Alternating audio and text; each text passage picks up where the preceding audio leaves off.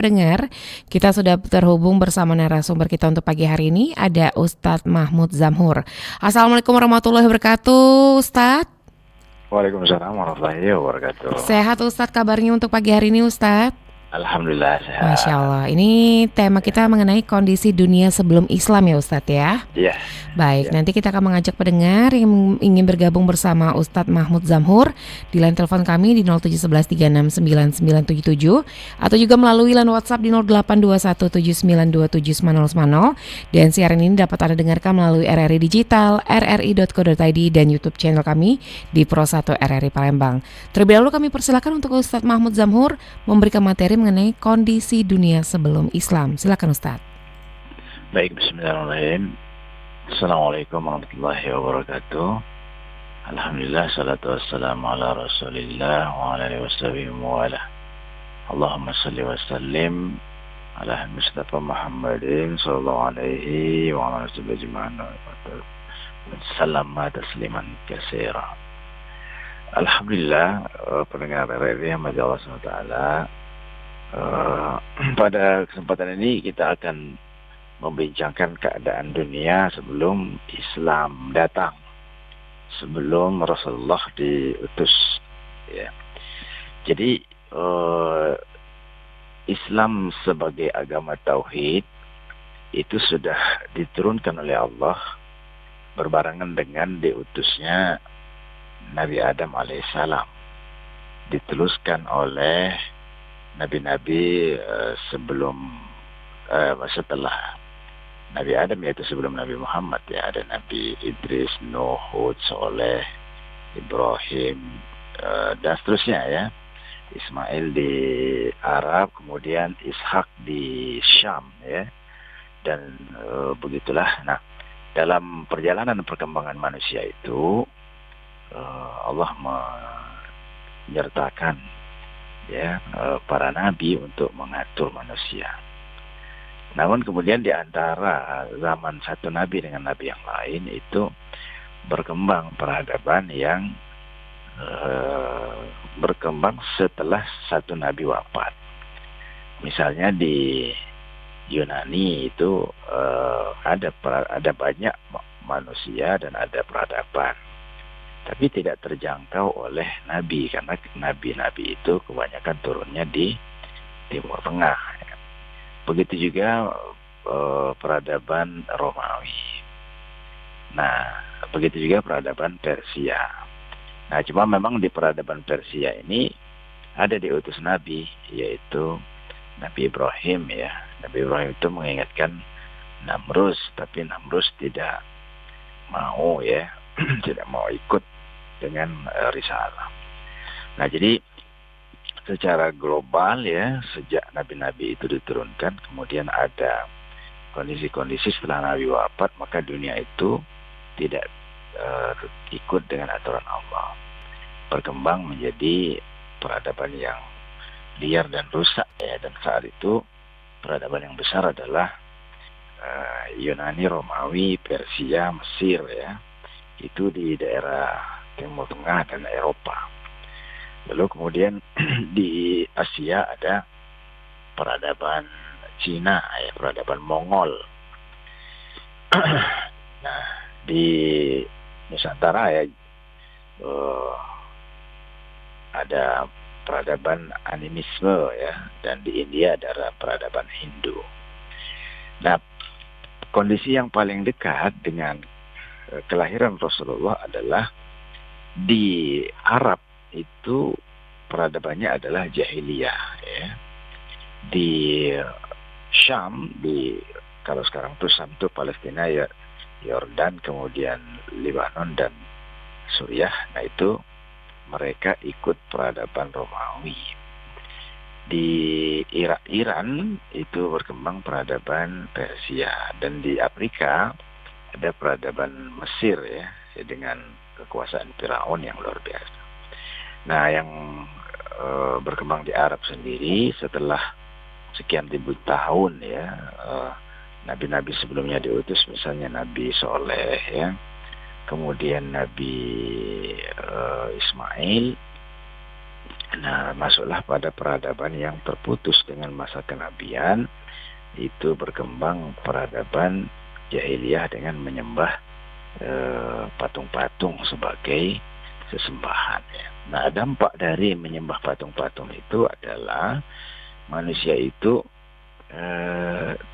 dikendalikan oleh hawa nafsu mereka. Hawa nafsu politik itu dikendalikan oleh orang-orang yang sangat haus kekuasaan, ya, rakus kekuasaan, mengakibatkan mereka menindas orang lain, sehingga perbudakan begitu kuat, ya. Kemudian di bidang ekonomi, maka yang kuat itu betul-betul menindas yang lemah, ya. Dan yang lebih buruk lagi dampaknya adalah terjadi peperangan, pembunuhan. Orang Arab itu 1 tahun perangnya 8 bulan. Mereka cuti perang, berdamai 4 bulan. Nanti selesai masa perdamaian, perang lagi gitu. Dan seterusnya. Mereka membunuh anak perempuan dengan cara dikubur hidup-hidup. Maka diabadikan kegiatan ini dalam Al-Quran. Nanti di akhirat anak-anak bayi perempuan itu bertanya mereka, bi'aizam bin kutilat, atas dosa apa kami dibunuh, ya. Jadi dalam segala segi kehidupan, segi pergaulan, moral rusak, terjadi perselingkuhan, perzinahan di mana-mana. Memang orang Arab itu memuliakan tamu, tapi nanti kalau tamunya pulang, dia akan berkoordinasi dengan orang lain untuk merampok tamunya itu, ya. Kemudian mereka minum alkohol itu bergalon-galon, ya.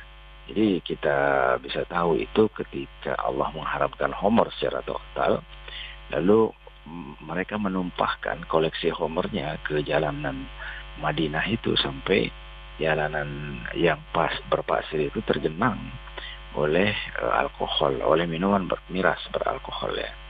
Kita belum mendengar orang Indonesia itu mengoleksi atau menyimpan minuman beralkohol miras itu sampai 100 liter setiap rumah. Tapi di Arab itu begitu. Jadi kerusakan yang luar biasa bermula dari ketuhanan yang salah, sehingga menuhankan hawa nafsu, sehingga menuhankan kerakusan politik, sehingga menuhankan kerakusan ekonomi, ya. Pergaulannya rusak, kemudian budayanya rusak, dan seterusnya. Nah, maka diturunkanlah oleh Allah SWT, yaitu Rasulullah Muhammad SAW, ya. Nah, di Syam sendiri, yaitu di Palestina, ya, itu adalah tempat terakhir, ya, diturunkannya Nabi sebelum Rasulullah Muhammad SAW, yaitu Nabi Musa. Nah, ternyata mereka menyimpangkan ajaran Nabi Musa. Para rahib dan pendetanya itu mengambil pajak tinggi, ya, mirip yang sekarang lagi heboh, ya, mengambil pajak tinggi, dan bahkan mereka melanggar waktu ibadah yang harusnya untuk ibadah, tapi mereka masih gunakan untuk berbisnis, untuk berdagang, untuk mencari pendapatan, dan mereka mengabaikan hari Sabtu. Jadi Yahudi itu dimuliakan Allah dengan puncak ibadahnya pada hari Sabtu. Nah, begitu juga agama Nasrani, baik itu Kristen Katolik atau Protestan, yang meneruskan ajaran yang dibawa oleh Nabi Isa alaihissalam juga sama, terjadi penyimpangan yang luar biasa yang mirip dengan Yahudi. Maka dua agama ini diabadikan dalam surat At-Taubah 31. Ya, a'udzubillahi minasyaitonir rajim, ittakhazu ahbarahum wa ruhbanahum arbaba min dunillah. Orang Yahudi dan Nasrani itu mengambil pendeta dan rahib mereka sebagai Tuhan selain Allah SWT. Ada mantan petinggi Nasrani yang baru masuk Islam protes, ya, setengah protes kepada Rasulullah. Beliau bilang, ya Rasulullah, kami di waktu itu tidak menyembah, tidak membuat pendeta dan rahib itu menjadi patung, tidak kami buatkan patungnya lalu kami sembah patung itu, tidak, kata sahabat Adi bin Hatim ini. Lalu Nabi menjawab, betul, kalian tidak membuatkannya menjadi patung, tapi ketika pendeta dan rahib itu mengatakan sesuatu yang haram padahal halal, atau sebaliknya mengatakan sesuatu yang halal padahal haram, kalian ikuti. Nah, itulah menjadikan pendeta dan rahib akhbar wa ruhban, ya, para petinggi agama, pemuka agama, dan para rahib itu para pendeta sebagai Tuhan selain Allah SWT. Dampak dari peradaban yang menyimpangkan agama Yahudi dan Nasrani ini, maka terjadilah ketimpangan politik, ketimpangan sosial, ketimpangan ekonomi, penjajahan, penindasan, dan berbagai macam keburukan-keburukan lainnya. Nah, dalam rangka itulah maka Allah mengutus Rasulullah SAW untuk mengembali manusia itu agar benar berimannya, benar tauhidnya, benar akidahnya, hanya menyembah Allah SWT dan hanya taat pada aturan Allah SWT, ya.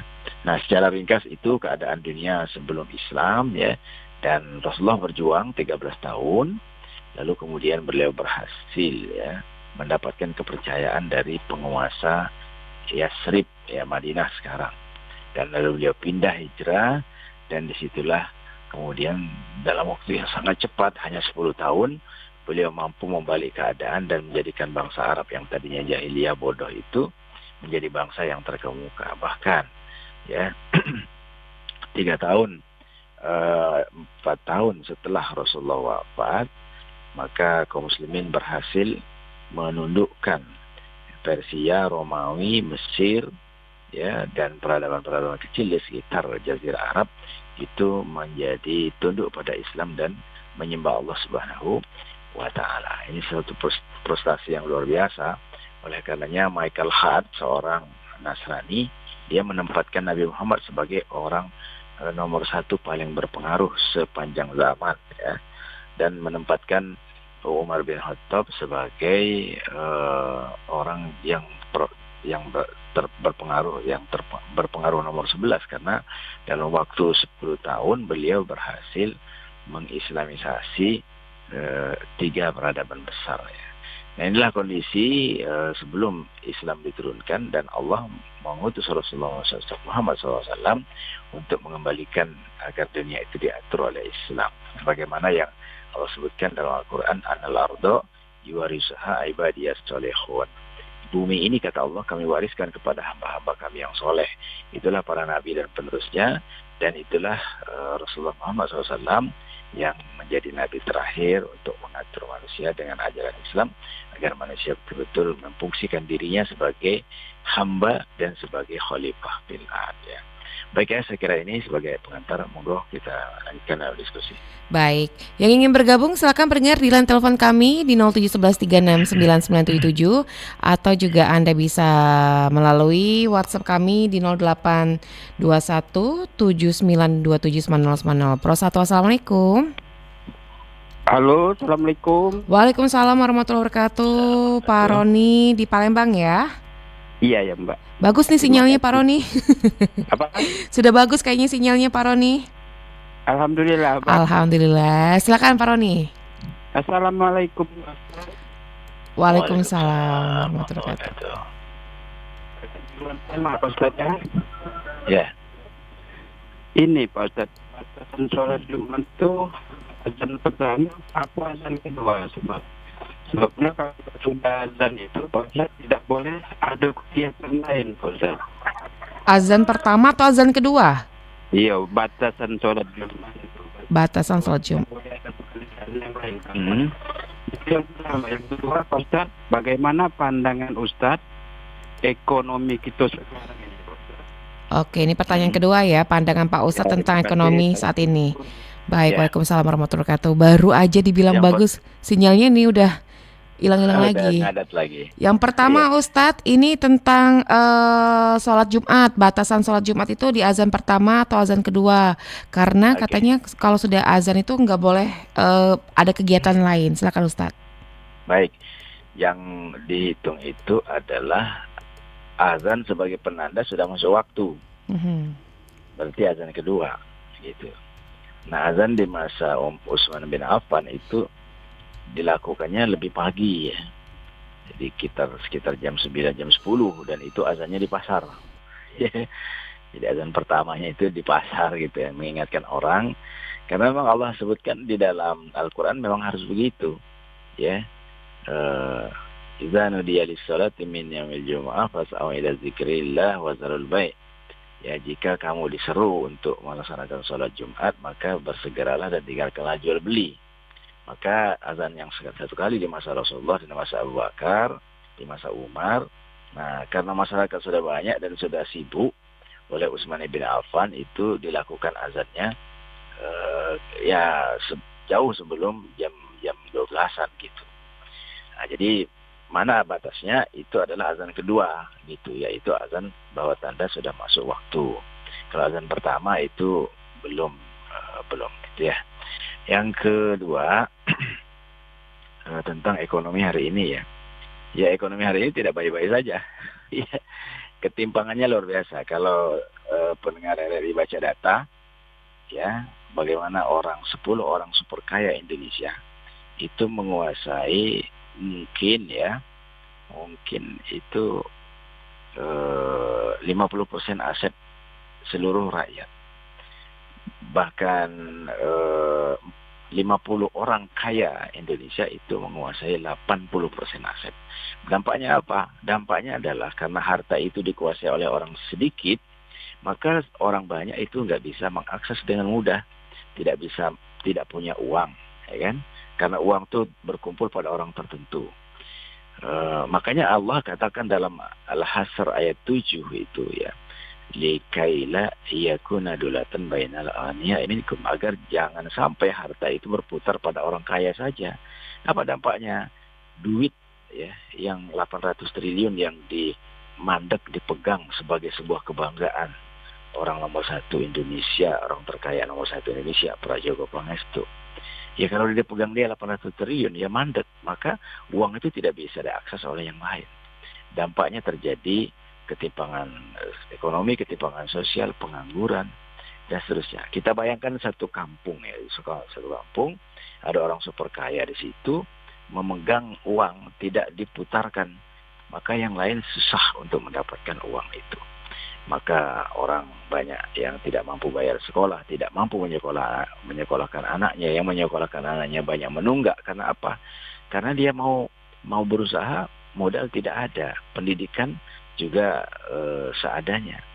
Dia berusaha punya modal, dia nggak mampu bertarung dengan para oligarki. Yang oligarki itu membuat produk yang murah, bagus, pelayanannya cepat. Nah, inilah dampak dari karena harta itu dikungkung, didominasi, dimonopoli oleh orang tertentu saja. Dampaknya adalah ekonomi yang jadi tidak baik. Nah, gitu ya. Jadi kalau hari ini ada yang baik, yaitu hanya segelintir orang saja, paling 10% orang, sementara yang 90%-nya mengalami kesulitan hari ini. Nah, jadi yang mengalami kesulitan bersabar dan terus berjuang ya, dan harus paham bahwa solusi tuntasnya adalah dengan menerapkan aturan Allah dalam urusan ekonomi. Dan orang yang sekarang sedang diberi nikmat oleh Allah, ya jangan sombong, jangan takabur, jangan seperti anggota dewan yang menolol-nololkan rakyat gitu ya. Yang dampaknya ini terjadi besar, demo di mana-mana. Jadi bersyukur bagi yang punya, bersabar dan terus berjuang bagi yang tidak punya. Tapi dua-duanya harus paham bahwa agar ekonomi ini baik harus menerapkan ekonomi menurut Allah Subhanahu wa taala. Saya kira begitu ya. Baik, di belakang Pak Roni di Palembang, silakan di 369977. Prosato, assalamualaikum. Halo, Prosato, assalamualaikum. Waalaikumsalam, Mbak Dela. Pak Abu Bakar Jawi, silakan Pak Abu. Ya, terima kasih Mbak Dela. Assalamualaikum Ustaz Jamhur. Waalaikumsalam warahmatullahi wabarakatuh. Semoga sehat selalu Pak Abu Bakar. Amin ya Allah. Amin ya Allah. Saya tu sering mendengar Ustaz tentang ayat firman Allah yang dibacakan oleh para muballigh itu, yang bunyinya tidaklah kami utus yaitu Muhammad itu kecuali rahmat sekalian orang. Ya. Nah, jadi pertanyaan saya itu dari Nabi Isa itu ke Rasulullah itu 600 tahun Ustaz. Ya. Ya. Nah, jadi selama 600 tahun itu agama-agama yang sebelum itu agama dari Tuhan juga atau rekayasa manusia Ustaz? Oke. Ya itu aja Ustaz. Baik. Terima kasih. Ya, baik. Ya. Waalaikumsalam warahmatullahi wabarakatuh. Waalaikumsalam warahmatullahi wabarakatuh. Silakan Ustaz. Baik, jadi di di Syam ya, memang mereka itu diperintahkan oleh Allah untuk menjadi penganut Nasrani. Ya, penganut Nasrani. Nah, tapi tidak semua mau gitu. Bahkan Nabi Isa kemudian kan dibunuh gitu. Dibunuh oleh orang Romawi ya, kerjasama dengan Yahudi. Nah, itu jahatnya Yahudi itu, mereka membunuh para nabi ya, kurang ajarnya mereka itu ya. Ada nabi yang mereka bunuh langsung, ada nabi yang mereka kerjasama dengan penjajah yaitu Romawi. Jadi Romawi itu pusatnya di Italia kalau sekarang ya, di Eropa, tapi mereka menjajah Timur Tengah, menjajah Syam ya. Nah, jadi agama Nasrani sendiri baru menjadi agama resmi agak negara ya, Kekaisaran Romawi itu 300 tahun setelah Nabi Isa wafat. Jadi bahkan Nabi Isa itu ya tidak melihat umatnya yang banyak gitu ya. Gitu. Nah, hari ini memang Nasrani 2,2 miliar ya di seluruh dunia, terutama di Eropa dan Amerika, di atas kertas ya. Walaupun secara faktual diperdebatkan. Nah, di Arab ya, setelah Nabi Ismail diutus, nah itu berarti kan jaraknya itu jauh gitu ya. Jadi kan Nabi Musa itu kan adalah Bani Israel ya, keturunan Ishak, Yakub, ya kan, Ayub, ya, Yusuf, Zakaria, Yahya, Ilyasa dan seterusnya. Jadi sejak Nabi Ibrahim ya, nah itu Ishak dan sampai Nabi Isa itu nabi yang diturunkan Allah di Bani Israel itu ada 13. Jadi memang lebih dari setengah nabi yang wajib kita imani, 13 dari 25 nabi itu diturunkan di Bani Israel atau di Syam. Tapi itulah kurang ajarnya, gilanya, rusaknya bangsa Yahudi itu. Mereka membunuh para nabi, mereka menolak agama yang dibawa oleh Bani Israel itu. Nah, di Mekah atau di Jazirah, jadi jaraknya mungkin dengan Rasulullah ya mungkin lebih dari 1.500 tahun ya, antara Nabi antara Nabi Ismail dengan Rasulullah Muhammad SAW. Nah, awalnya agama yang berkembang di Arab itu adalah agama Islam ya, yang dibawa Nabi Ibrahim, diteruskan oleh Nabi Ismail. Tapi kemudian diselewengkan oleh pemuka-pemuka mereka dengan agama paganisme. Agama pagan itu kreasi manusia. Agama pagan itulah penyembahan terhadap patung. Tuhannya ada 12 ya, yang besar itu 4, Lata, Uzza, Manat, Hubal. Nah, 16-nya itu lain-lain ya. Orang kaya membuat Tuhannya dari emas, dari perak, perunggu, dari besi ya. Orang miskin buat Tuhannya patung dari tepung ya, dibuat dari tepung, terus disembah, sudah itu dimakan. Betapa bodohnya kan gitu ya. Nah, jadi agama yang ada setelah Nabi Ismail yang kemudian kayak disebut agama berhala, agama pagan, itu dibuat oleh manusia. Nah, gitu ya. Nah, dalam rangka itulah maka Allah mengutus Nabi Muhammad SAW sebagai nabi terakhir, membawa risalah untuk meluruskan kerusakan yang luar biasa. Kerusakan yang luar biasa di dunia saat itu terjadinya di Arab. Ya, dan karakter orang Arab itu aslinya kalau nggak masuk Islam, jahatnya luar biasa. Nah, maka Allah utus di Arab dan ya ditempatkan Nabi di tempat peradaban yang paling buruk, sehingga Nabi berhasil mengubah menjadi peradaban paling baik. Nah, inilah ya, kerennya Islam. Jadi Islam itu mampu mengubah bangsa Arab menjadi bangsa yang sangat bagus. Nah, begitu ya. Oke. Baik Ustadz, kita ke WhatsApp dulu Ustadz dari Pak Syarkawi Azam di Banyuasin 3. Assalamualaikum warahmatullahi wabarakatuh. Ustadz, sebelum Islam pembunuhan anak wanita, sekarang sudah ada Islam sekarang yang dibunuh adalah anak siswa. Mohon pencerahannya Ustadz dari Pak Syarkawi Azam di Banyuasin 3. Silakan Ustadz. Baik ya, jadi sebelum Islam datang yang dibunuh itu bayi-bayi yang perempuan yang lahir ya. Jadi mereka malu kalau punya anak perempuan gitu. maka dibunuh. Jadi kalau punya anak perempuan terus tidak dibunuh itu berarti itu bonus ya gitu. Aslinya anak-anak perempuan itu dibunuh ya. Nah kalau sekarang setelah Islam ini tidak lagi diterapkan, maka yang dibunuh anak perempuan, anak laki-laki, yang dibunuh juga bukan lagi bayi tapi yang besar juga. Nah akibat dari apa? Akibat dari tidak diterapkan hukum Islam. Nah ketika hukum Islam itu diterapkan, maka anak-anak perempuan terjaga dan pembunuhan itu tidak terjadi sebegitu murah. Maka dalam catatan para ulama ya, di kota-kota besar negeri-negeri Islam itu kasus pembunuhan yang sampai harus dibalas bunuh ya, diterapkan hukum qisas itu selama 1.300 tahun. Kasus terjadi pembunuhan ya hanya terjadi 10 tahun satu kali. Jadi sangat sedikit ya. Itulah ketika Islam diterapkan. Ketika syariat Islam diterapkan, yaitu apa? Yang membunuh dibalas bunuh. Nah gitu, hukumannya begitu. Nah kalau hari ini yang membunuh dibebaskan ya, dipotong tahanannya, hanya di penjara. Di penjara itu dia tadinya maling ayam, dia ketemu orang maling sapi, berguru ya, keluar dari penjara maling sapi, ketangkap lagi, dia ketemu dengan orang yang maling mobil, diajarin caranya biar malingnya canggih, maling mobil dia. Jadi penjara sekian tahun karena ada remisi ini itu, ada bayar ini itu, jadi hanya ringkas saja, maka dia melakukan kejahatan lagi, bukan mobil lagi yang dicuri.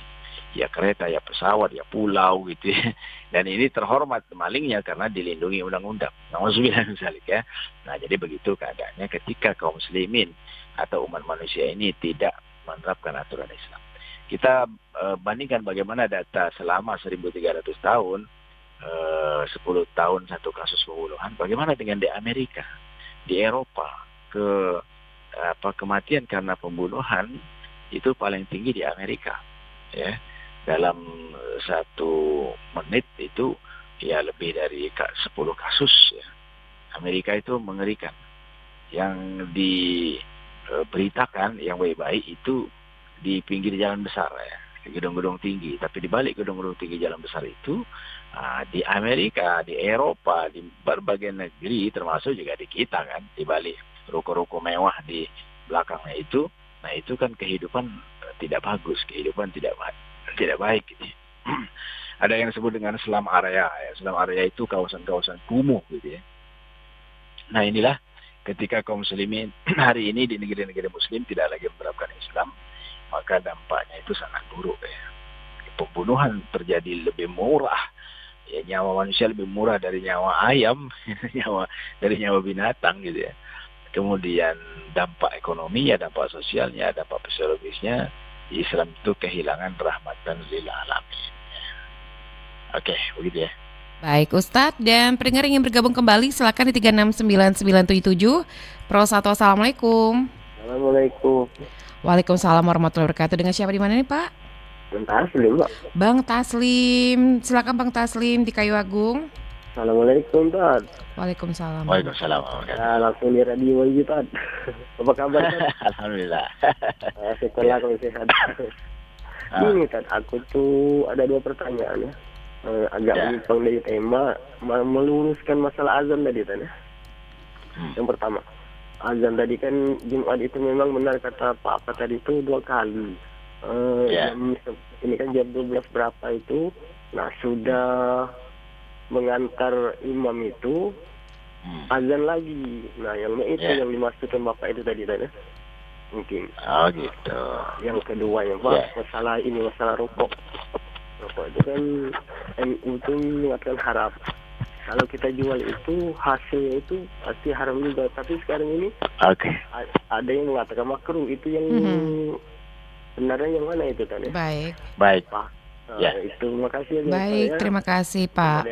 Ya Bang Taslim. Waalaikumsalam warahmatullahi wabarakatuh. Silakan Ustadz. Baik, nah jadi kalau hari ini azan itu dilakukan setelah masuk waktu sholat, ya itu berarti nggak boleh lagi ada aktivitas lain, gitu ya. Jadi kalau di masa Utsman bin Affan masih ada aktivitas karena memang belum masuk waktu sholat. Nah tapi kalau hari ini azan pertama sudah masuk waktu sholat, lalu ada jeda wirid zikir, ya wirid zikir boleh. Yang tidak boleh itu aktivitas non ibadah. Ya, masih ngurus sekolah, belajar, jualan. Nah, itu nggak boleh karena walaupun ayatnya itu idza nudiya lis-shalah min yaumil jum'ah fas'au ila dzikrillah. Jadi jika disuruh ada azan ya, ada azan Jumatan, lalu kamu masih ada urusan-urusan lain, maka tidak boleh. Ya, jadi kalau azannya itu dilakukan setelah masuk waktu, itu tidak lagi ada aktivitas non ibadah. Ya. Oke, saya kira itu yang faktanya yang pertama ya tentang azan. Nah, yang kedua tentang rokok, Ustadz. Rokok ya. Jadi memang kalau fatwa MUI ya itu atau fatwa NU rokok itu makruh ya. Dan mayoritas ulama di Timur Tengah juga memandangnya makruh ya. Nah, tapi kalau fatwa Muhammadiyah ya hasil hasil tarjih dari Muhammadiyah ya, mengikuti pendapat Muhammadiyah merokok itu haram ya, dan sebagian ulama di Timur Tengah juga mengatakan haram. Jadi memang ini ranah yang boleh berbeda, ini ranah fikih yang boleh berbeda ya. Karena kenapa kok terjadi perbedaan? Memang tidak ada hadis yang secara langsung menyebut rokok itu haram gitu. Memang ada katanya hadis yang Nabi melarang ya, menyebutkan tentang rokok ya. Nah, tapi ini hadisnya diperdebatkan karena di zaman Nabi di Arab itu ketika Nabi ada di situ tidak ada itu faktanya rokok. Nah, maka ditinjau dari bahaya, tingkat dampak bahayanya saja. Maka disitulah para ulama menyimpulkan bahwa hukumnya makruh. Nah, tapi kalau mau mengikuti pendapat yang mengharamkan ya monggo silahkan saja. Nah, jadi memang berkaitan dengan pendapat-pendapat yang berbeda ini, maka boleh kita mau ikut yang mana gitu. Tapi kita harus tahu kenapa alasan kesimpulannya. Pendapat A, ulama A, ormas A mengatakan kesimpulannya begini, lalu ulama lain itu mengatakan kesimpulannya begitu. Nah, itu selama kita tahu kenapanya itu nggak apa-apa. Jadi kita masuk ke pendapat yang mengikuti pendapat yang dimaksud ya. Nah, inilah salah satu khazanah kekayaan Islam ya. Jadi diberi ruang kaum muslimin untuk berbeda pendapat ya. Nah, tapi sebenarnya yang paling bertanggung jawab itu ya pemerintah. Bagaimana cara pemerintah menghentikan merokok itu? Bukan dengan membuat label rokok berbahaya, ada leher bolong ya, ada janin yang cacat ditampilkan di kotak rokok, bukan. Tapi gimana caranya? Karena ini merugikan masyarakat, membuat dampak buruk bagi masyarakat, ya dilarang berdiri pabrik rokok gitu kan. Gitu. Tapi apakah negara mau dan mampu? Nah, kayaknya negara kapitalis sekuler ini nggak akan berani, nggak akan mau dan tidak akan mampu. Kenapa? Cukai pajak rokok itu mahal gitu. Jadi masuk ke negara. Jadi kalau misalnya pajak rokok itu 11%, lebih ya kayaknya sekarang ya, karena PPN ya 11% ya. Jadi kalau misalnya 15% pajak rokok dari satu bungkus rokok itu 15.000, berarti 1.500 masuk ke kas negara. Jadi negara ini dibangun dari rokok gitu. orang kaya 10 orang terkaya Indonesia itu dari rokok gitu. Hartono and Robert itu pabrik jarum, ya kan? Ada pengusaha Sampurna, ada pengusaha gudang garam, ada macam-macam, itu rata-rata dari rokok ya. Nah gitu. Jadi memang tindakan politik yang harus dilakukan jika negaranya mau menyelamatkan rakyat. Ya karena fatwa itu sifatnya hanya himbauan saja. Begitu ya. Oke. Baik Ustadz, karena lintas waktu saat ini sudah mendekati pukul 6 waktu Indonesia Barat, mungkin Ustadz bisa memberikan materi penutup Ustadz, kondisi dunia sebelum Islam. Silakan Ustadz. Baik, ya jadi kondisi dunia sebelum Islam itu rusak ya di berbagai belahan dunia.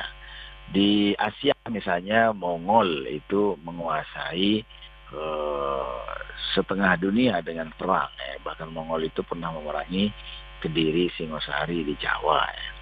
Di Timur Tengah pengaruh pertarungan antara Persia di Iran dengan Romawi di Syam itu mempengaruhi masyarakat, ya.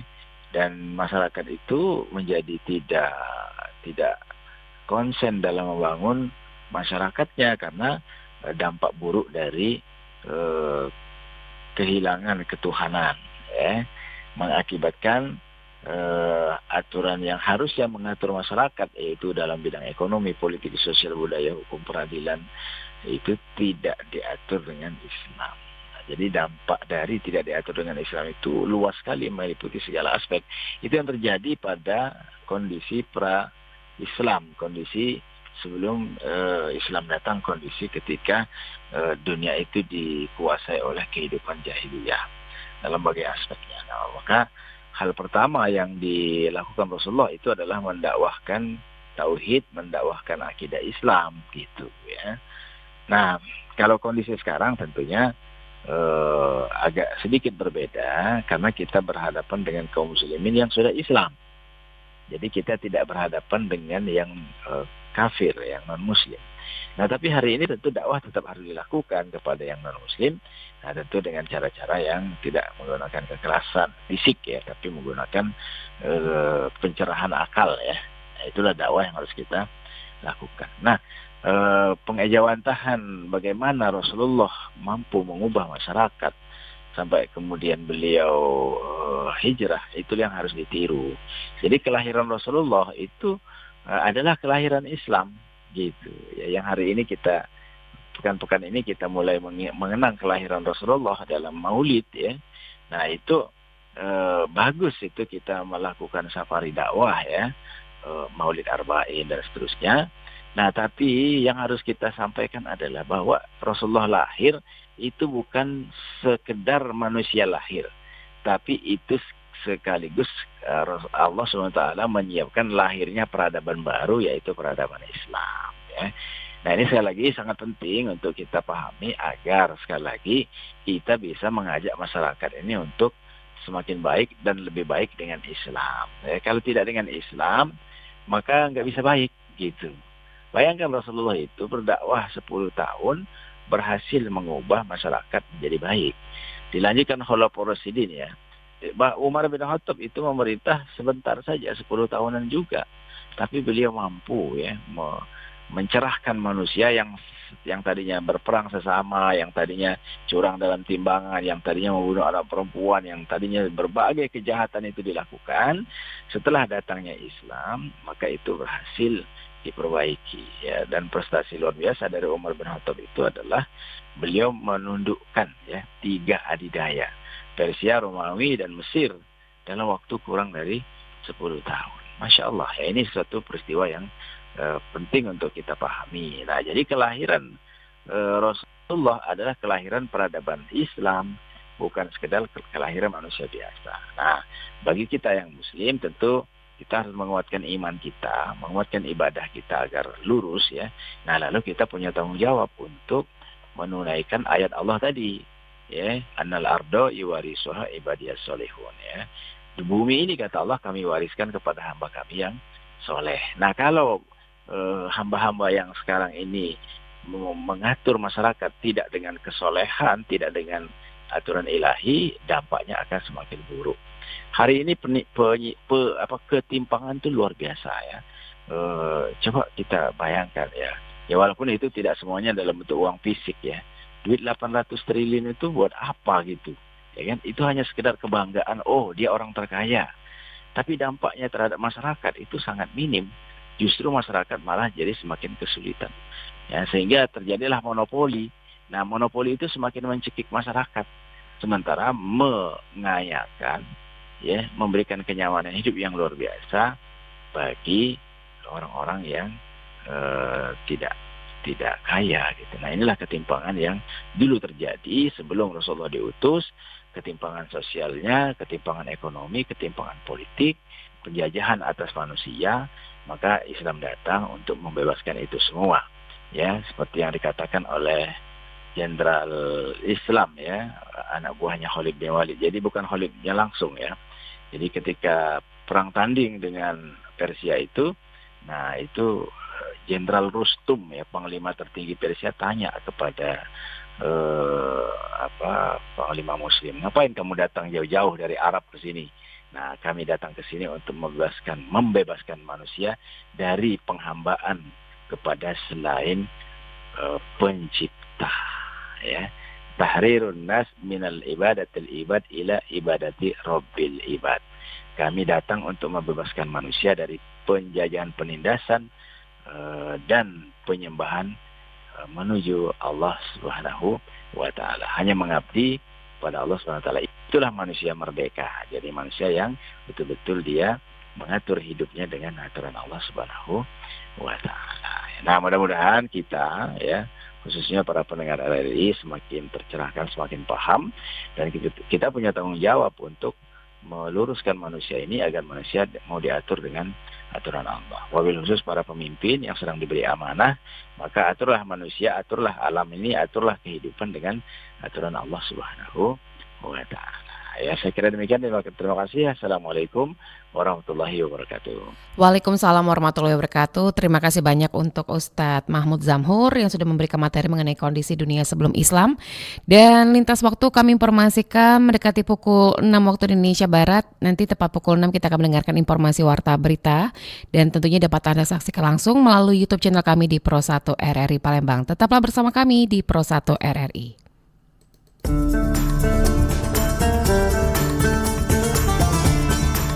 Baru saja Anda ikuti Mutiara Pagi. Terima kasih untuk kebersamaan Anda. Sampai jumpa.